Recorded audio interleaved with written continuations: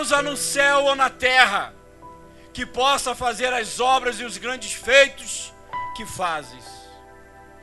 Peço-te que me deixes atravessar para que eu veja essa boa terra do outro lado do Jordão, essa boa região montanhosa e o Líbano.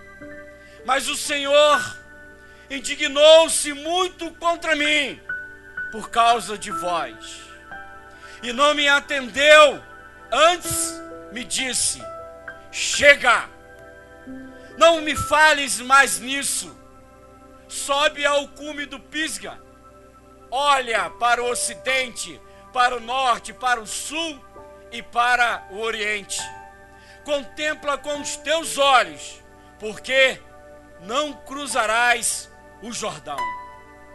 Mas dá ordens a Josué, anima-o e fortalece-o, porque ele atravessará à frente deste povo e o guiará na conquista da terra que verás.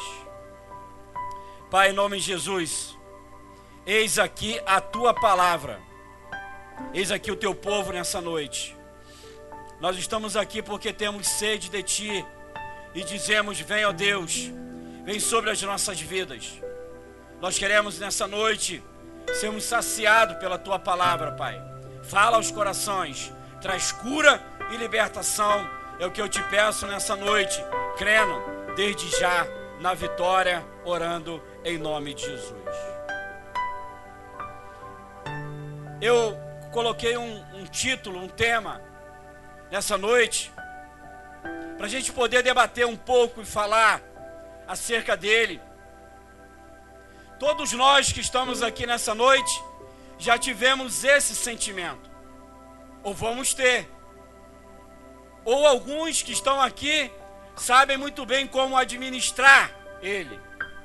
E é exatamente sobre esse tema, raiva, que nós vamos falar um pouco nessa noite. A raiva, aquela explosão.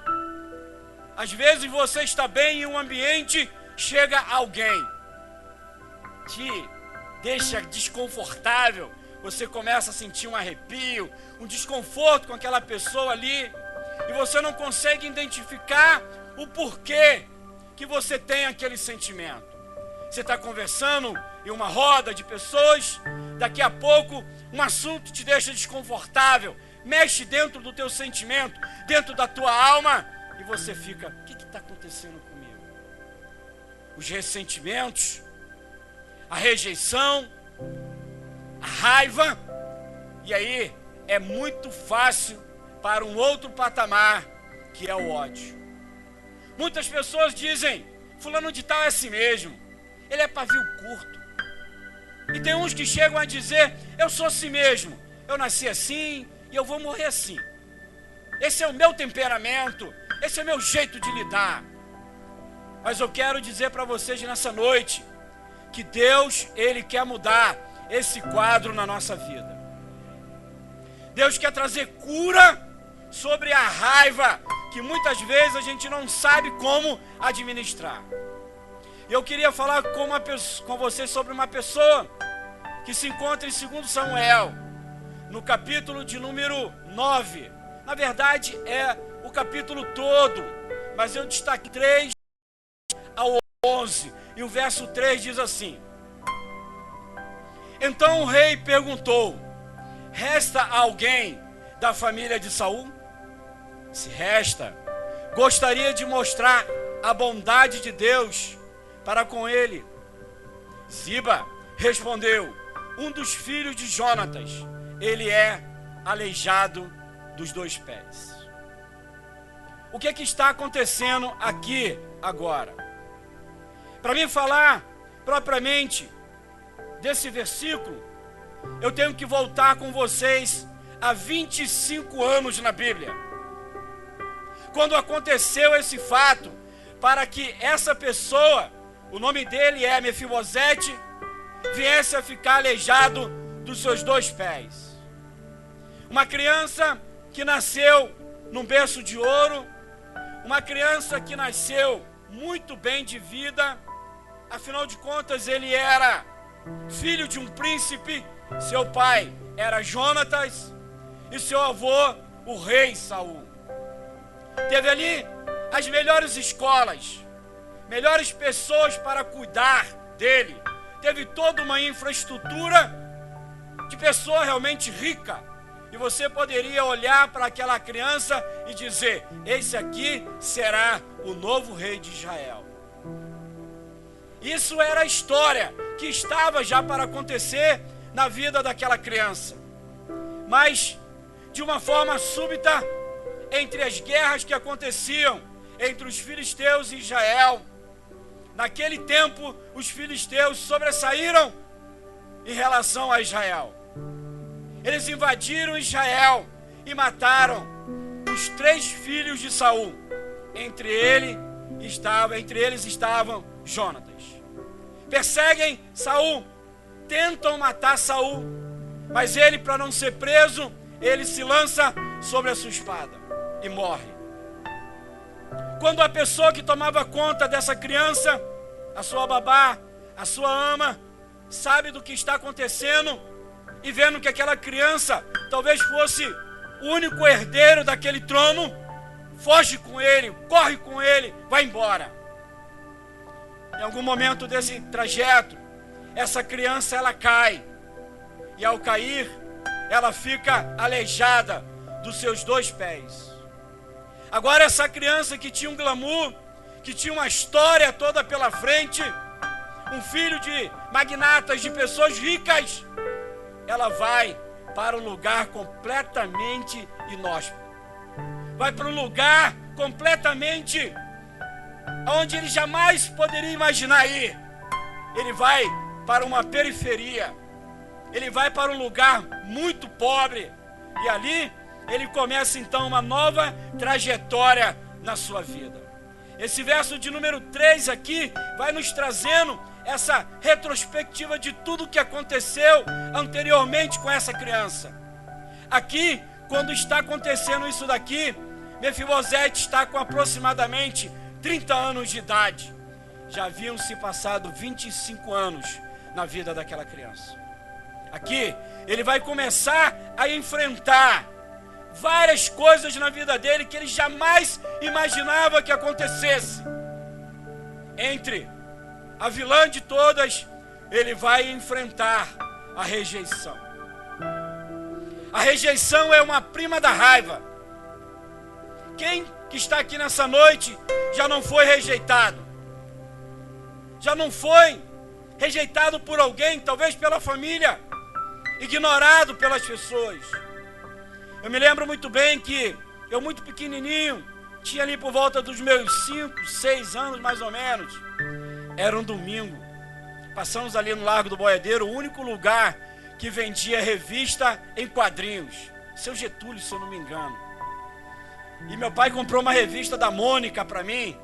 Fui para casa dos meus irmãos, todo feliz, alegre, com conga no pé, todo bonitinho. Sentei no sofá da casa de um dos meus irmãos.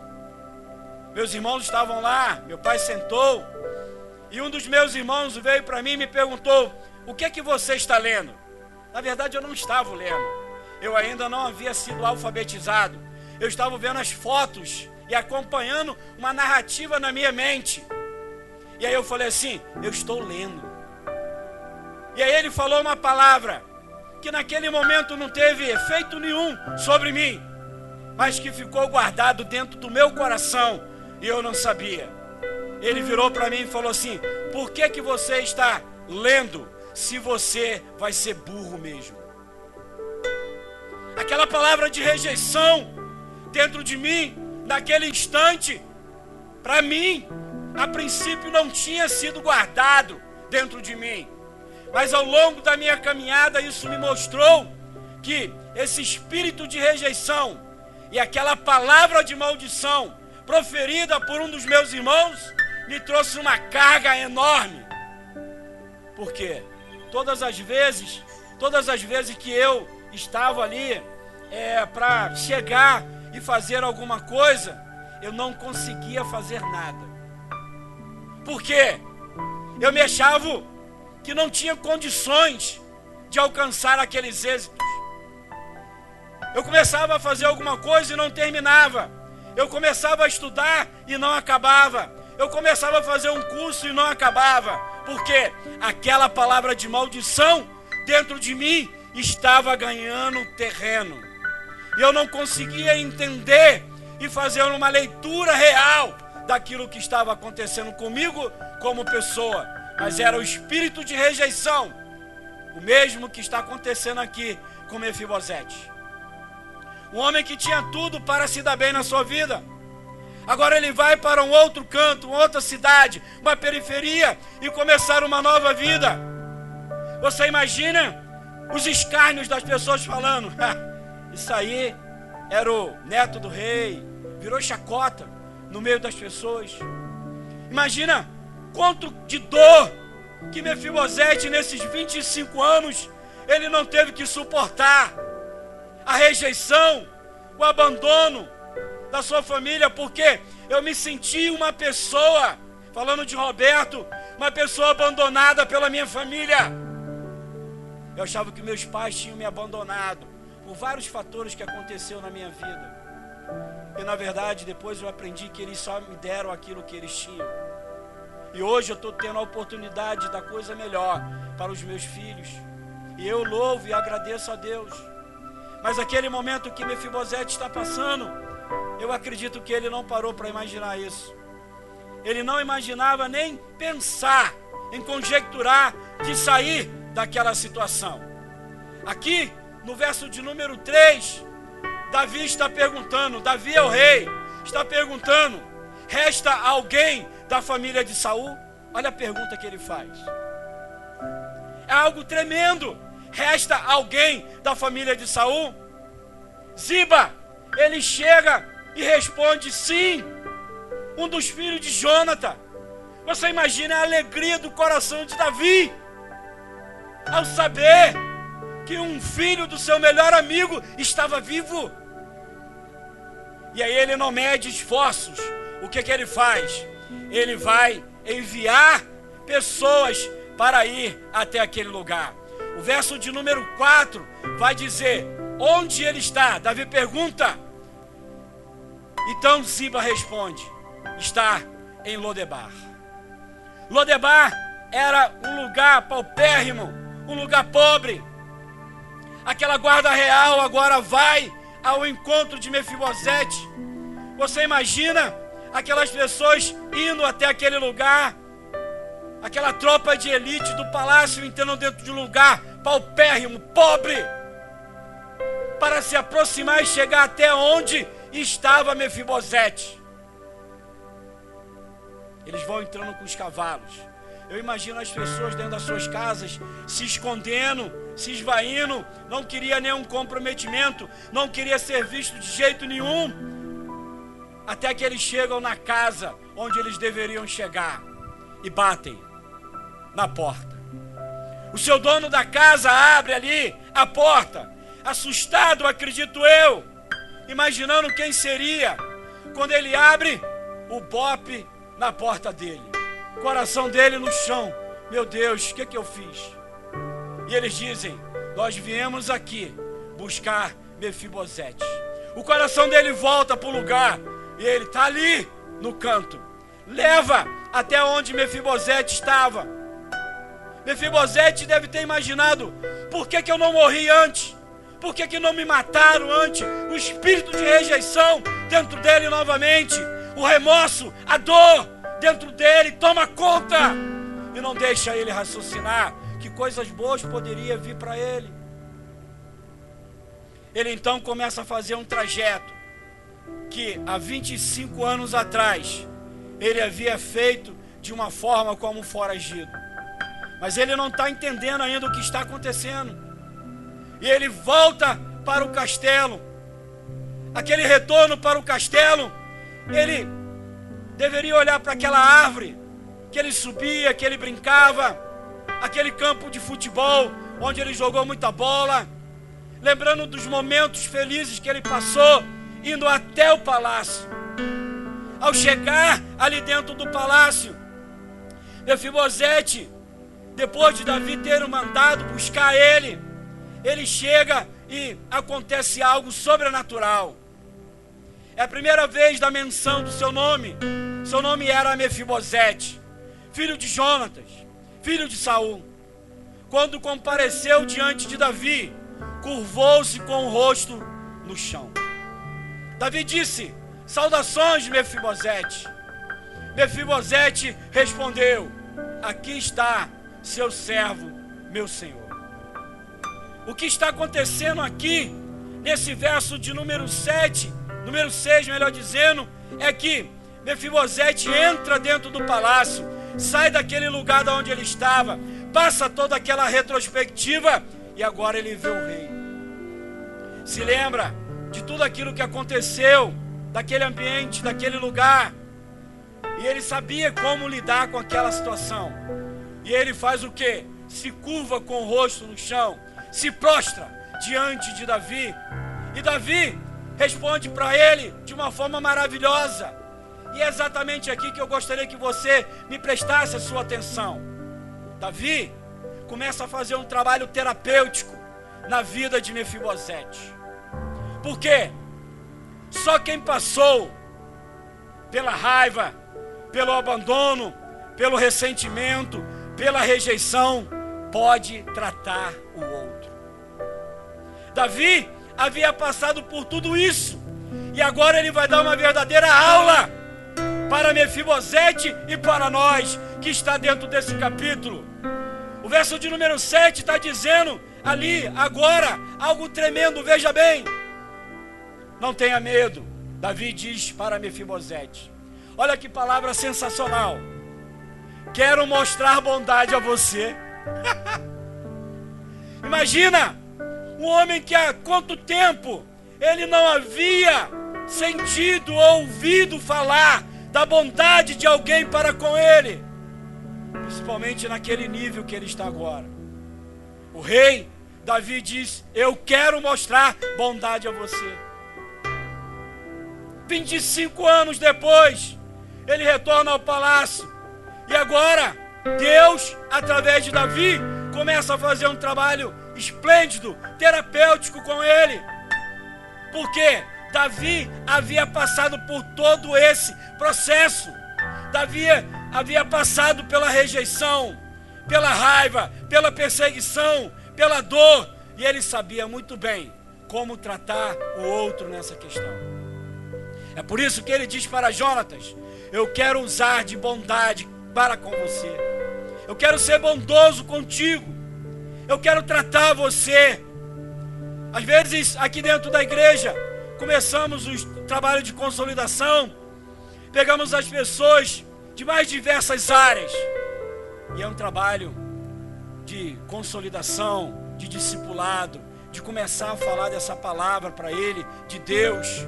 Porque às vezes as pessoas chegam aqui, como eu cheguei, tão desenganado, tão desacreditado até mesmo em si, que ouvir uma palavra dessa, em algum momento parece até uma afronta. Mas Davi sabia como lidar.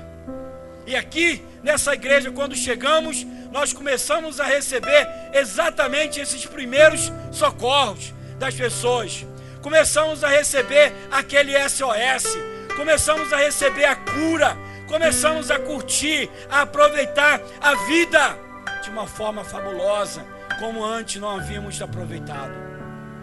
E é exatamente esse trabalho terapêutico que Davi está fazendo com Mefibosete. Mais à frente a gente vai ler ali no verso 11, que diz que naquele momento em diante, Mefibosete passou a comer à mesa de Davi, como se fosse um dos filhos dele.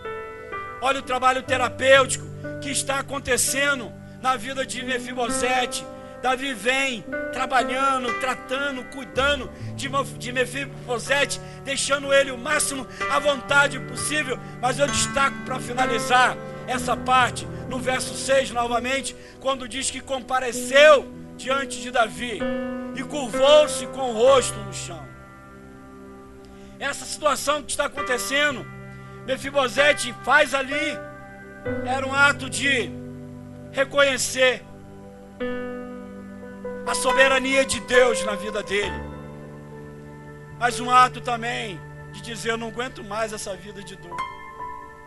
Talvez aquele momento ali, a retrospectiva na mente de Mefibosete, de tudo aquilo que ele passou, agora ele compreende que ele precisa realmente de Deus na vida dele. E ele começa então a se prostrar, começa a se lançar. Imagine, ele já era coxo, já era uma pessoa defeituosa das suas duas pernas. Para ele não tinha nenhuma facilidade em se prostrar. E ele, naquela posição que ele está, adorando a Davi. E o que Davi faz? Eu vou colocar você sentado na minha mesa, todos os dias comigo, como se fosse um filho. E é exatamente isso que Deus faz conosco. Mesmo em meio às nossas adversidades, a gente pode estar em Lodebar, pode ser levado para lá, mas Lodebar não é o nosso lugar. O nosso lugar é em Jerusalém. O nosso lugar é na Cidade Santa. O nosso lugar é sendo abençoado por Deus. E é exatamente isso que está acontecendo na vida de Mefibosete.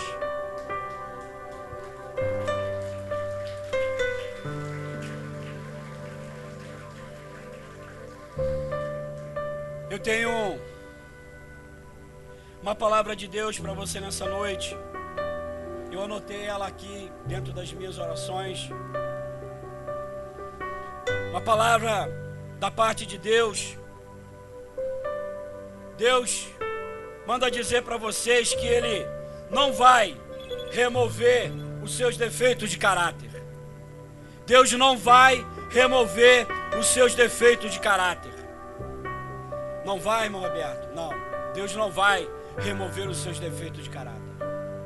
Eu também digo para vocês, profeticamente nessa noite, Ele também não vai remover as suas imperfeições. Ele não vai remover as minhas imperfeições, irmão Roberto? Não, não vai. Mas eu tenho algo da parte de Deus para você nessa noite, que diz assim: Ele pode não remover os seus defeitos de caráter, as suas imperfeições, mas o que Deus quer fazer para você nessa noite é criar oportunidades para você aprender a lidar com os seus sentimentos. Muitas vezes nós nos preocupamos e queremos que Deus faça um download na gente, selecionando todas aquelas informações, apertando a tecla delete e pronto. Não! Eu tenho que aprender a lidar com as minhas imperfeições e com os meus defeitos de caráter e pedir para Deus: Deus, cria oportunidade para eu aprender a lidar com elas. Porque quando eu aprendo a lidar com essas oportunidades que aparecem diante de mim, eu tenho possibilidade de lidar com elas. Eu tenho possibilidade de tratar também as outras pessoas, e aquela estrada que foi pavimentada entre eu e aquele sentimento de raiva, eu vou aprender a lidar com ele. E mesmo que em algum momento eu não esteja utilizando essa estrada, ela vai continuar acessível para mim a todo momento. E no momento certo, eu posso também acessar essa estrada para uma outra pessoa.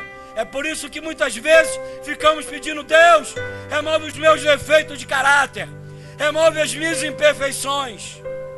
E Deus cria oportunidade para a gente.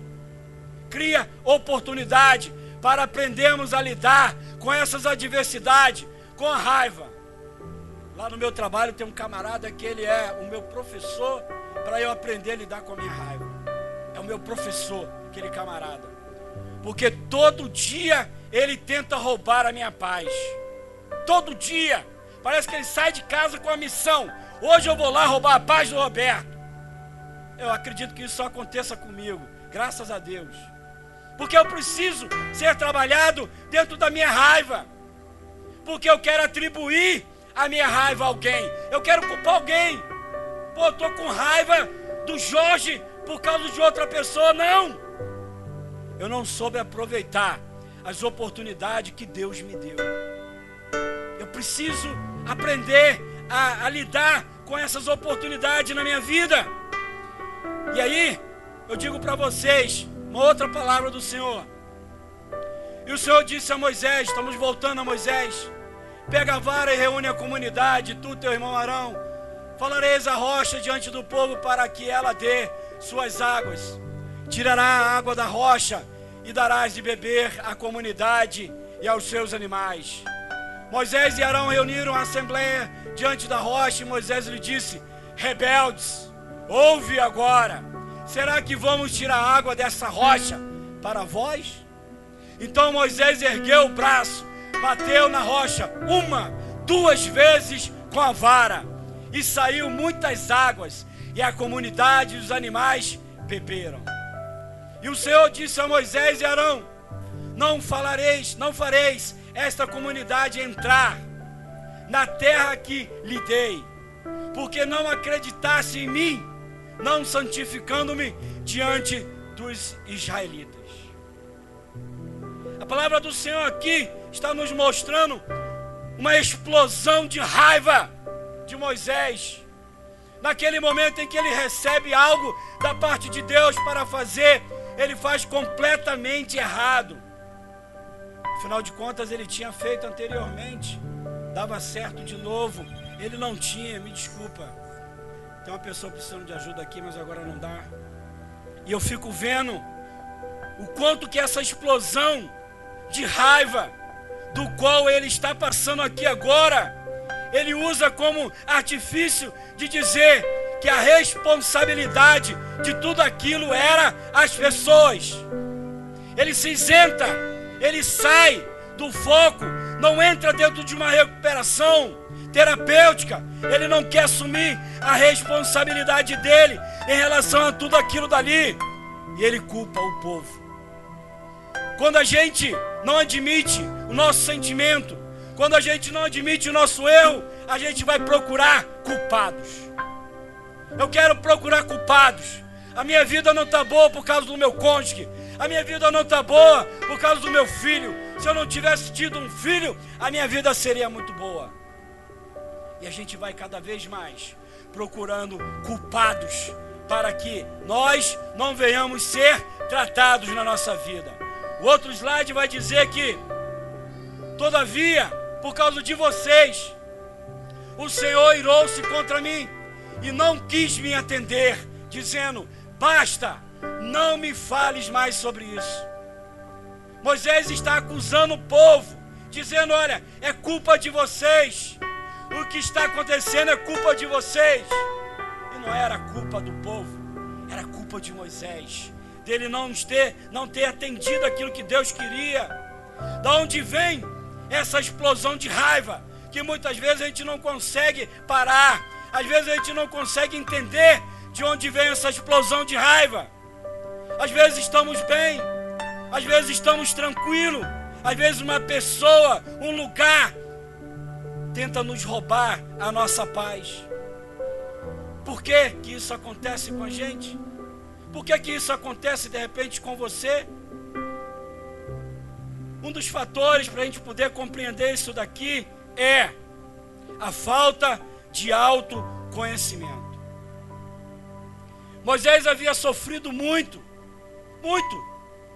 foi rejeitado já no seu nascimento, foi colocado dentro de um palácio, mas dentro de um palácio ele era uma pessoa de cor diferente, de pensamento diferente.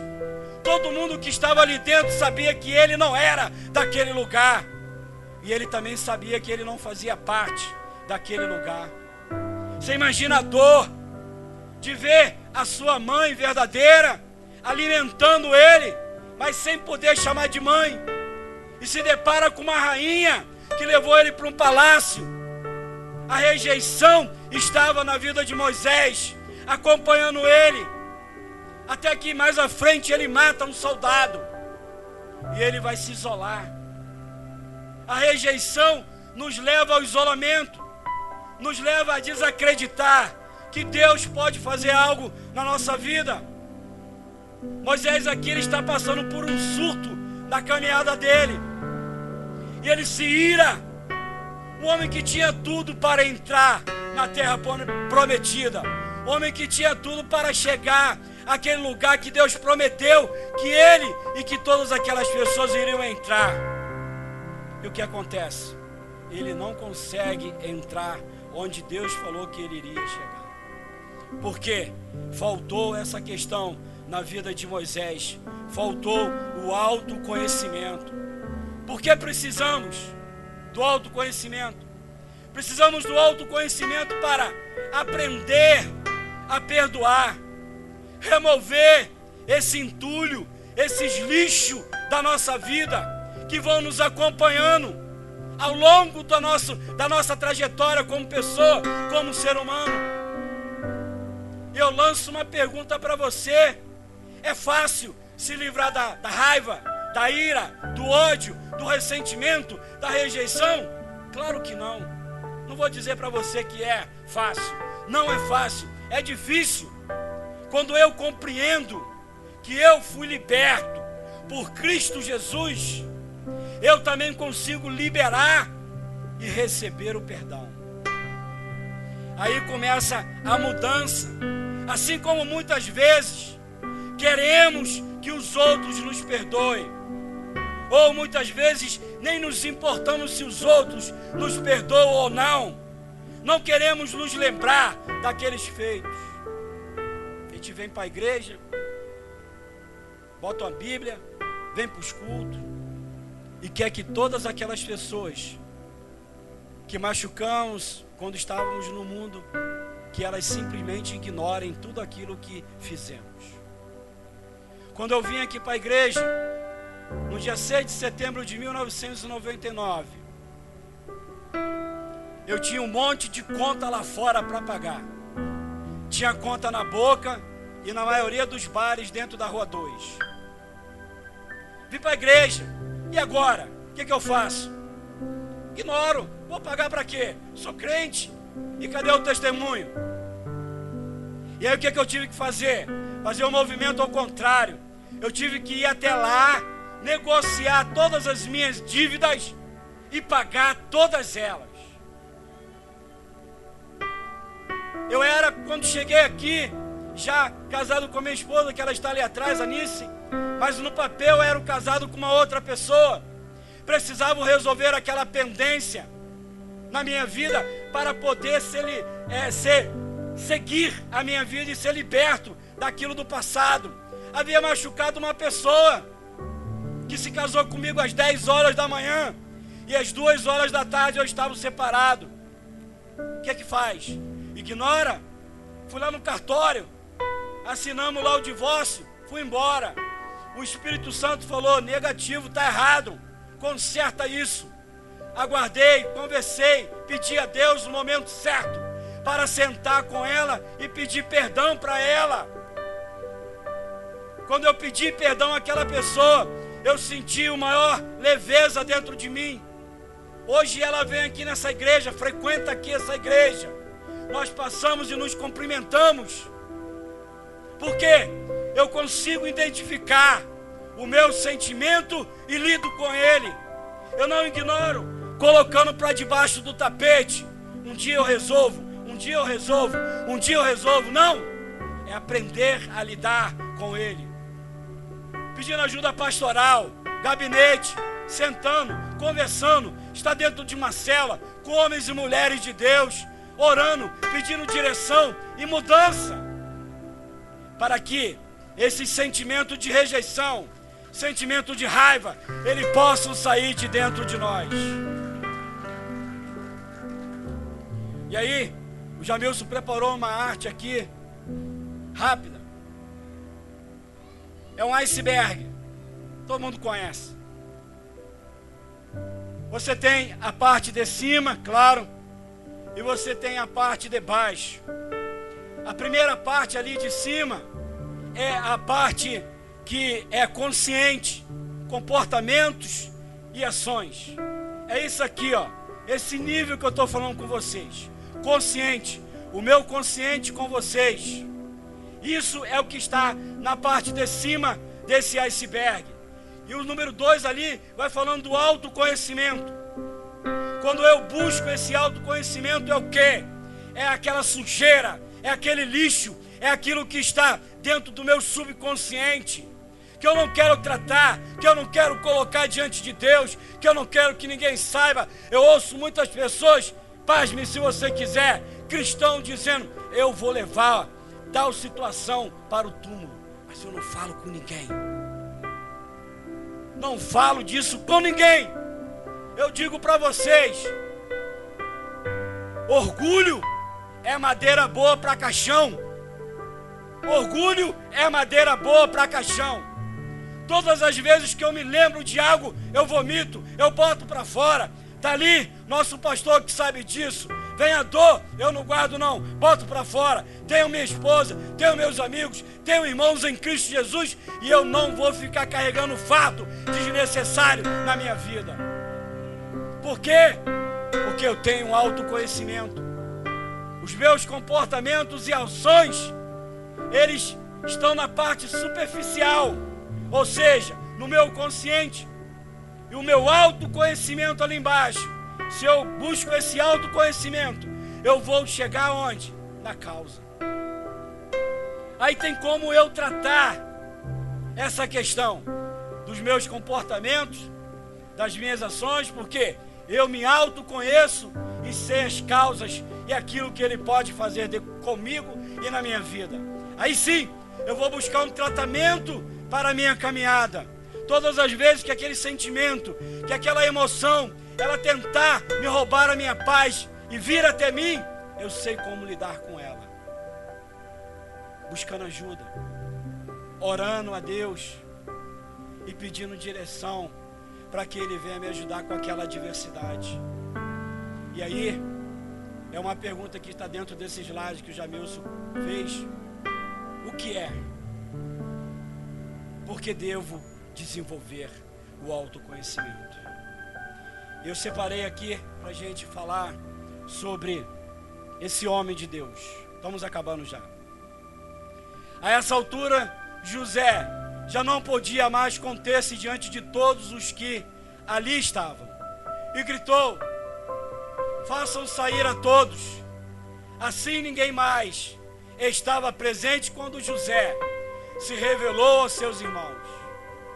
Mas Deus me enviou à frente de vocês, José falando, para lhes preservar um remanescente nesta terra, e para salvar-lhes as vidas com grande livramento.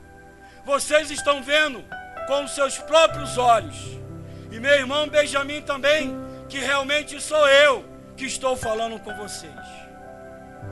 Eu trago aqui esse exemplo desse homem, um exemplo de superação, de rejeição, de raiva, de ódio, de ira, de todos os sentimentos podres e negativos que um ser humano pode ter. Um homem que teve tudo para culpar, para não ajudar, para não favorecer a sua família, para não favorecer ao povo de Israel. Mas quando um homem ou uma mulher de Deus tem um autoconhecimento, sabe o Deus que serve, ele pode passar por um processo, seja ele qual for, ele vai louvar.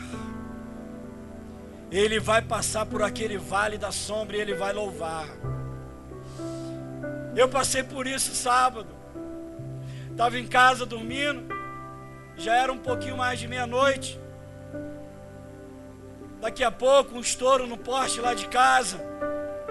Subi na minha laje para me ver o que era. O fogo já estava consumindo um poste por completo. Preocupação com a minha mãe, mora no primeiro andar, cara, foi na hora. Tentei sair de onde eu estava no quarto andar do prédio, na laje. Não conseguia sair dali. Imagina a minha dor. Imagina o meu choro dentro de mim ali, querendo sair, não conseguia passar por causa da fumaça. E Deus falou para mim assim: ore. E eu fui para um cantinho onde eu estava conseguindo respirar. Só conseguia respirar naquele canto. E ali naquele cantinho, respirando com muita dificuldade, por conta do excesso da fumaça. Eu preocupado com minha mãe. E Deus dizendo para mim: ore. 40 minutos passaram de angústia que parece uma eternidade. Quando eu consegui chegar na casa da minha mãe, chamei ela pelo vasculhante. A minha mãe não respondia. Abri a porta, entrei, olhei para a cama vazia, a chave na porta. Minha mãe está dentro de casa. Possível? A porta estava fechada. Quando eu olhei, minha mãe abriu a porta do banheiro. Mas minha mãe é crente. Sabe o que ela estava fazendo? Ela estava orando. Eu perguntei para ela: mãe, o que a senhora estava fazendo? Meu filho, eu estava orando. E eu abracei minha mãe, beijei ela, 81 anos de idade. Eu agradeci a Deus pelo livramento que deu. A porta dela ficou toda chamuscada de fogo, mas o fogo não entrou, nem a fumaça dentro da casa da minha e da minha mãe. Porque quando a gente acredita em Deus, a gente crê que realmente o impossível vai acontecer. Não adianta ficar reclamando, adianta você ficar orando. Ora. Foi exatamente o que José fez. José, ele é um exemplo de superação, de rejeição, de raiva, de ódio, de tudo que ele passou na vida dele. Vocês conhecem um pouco da vida de José? Pode ler. Ele não murmura em absolutamente nada, em nenhum ponto. E em todos os lugares que ele vai passando, ele é sempre exaltado. Porque as pessoas veem Deus em José. Esse é o grande exemplo que temos que ter de homens de Deus que passaram por adversidade, como Mefibosete, como Davi, como Moisés, como José, e aprender com esses homens, e aprender também com os homens que estão aqui, aprender com os nossos pastores, como que eles superam as adversidades. Às vezes a gente pensa que o líder, ele é uma pessoa extremamente forte, mas chega um momento também da gente ter perda, chega um momento também da nossa dor, chega um momento também que a gente se confronta com os sentimentos que muitas vezes a gente não quer tratar, e Deus começa a tratar dentro de cada um de nós. Eu gostaria de convidar você para ficar de pé, chamar o ministério de louvor. Nós ainda temos mais uma palavra ainda. Vou orar com você. Queria que você não dispersasse sua atenção. Nós ainda estamos no culto, amém? Davi, todo aquele processo que ele passa, ele deixa um grande exemplo para mim e um grande exemplo também para você. A palavra do Senhor diz assim, preste atenção na palavra de Deus: como é feliz aquele cujo a desobediência é perdoada, cujo pecado é coberto. Sim, como é feliz aquele cuja culpa o Senhor não leva em conta, cuja consciência é sempre sincera. A parte que está ali, ó: enquanto me recusei a confessar meu pecado, meu corpo definhou, e eu gemia o dia inteiro, dia e noite, tua mão pesava sobre mim, minha força evaporou como água no calor do verão.